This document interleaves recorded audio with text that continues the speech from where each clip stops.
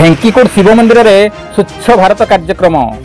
भारतर यशस्वी प्रधानमंत्री नरेंद्र मोदी 75तम जन्मदिन उपलक्षे ढेंकीकोट शिव मंदिर में केन्दुझर सांसद अनंत नायक नेतृत्व में स्वच्छ भारत कार्यक्रम अनुष्ठित होईछि। एथिरे सांसद प्रतिनिधि अक्षय कुमार पात्र, रवींद्र माझी, शरत राउत,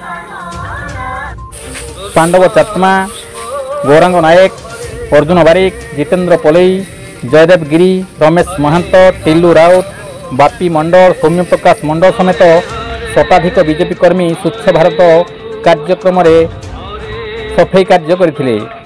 मंदिर परिसर बजार पर्यंत सफाई कार्य कराइथिला। सेहीपरि सांतरापुर ठारे आनसार खान नेतृत्व में स्वच्छ भारत कार्यक्रम अनुष्ठित होइथिला। गोविंद राउत का रिपोर्ट, केडी न्यूज ओडिया।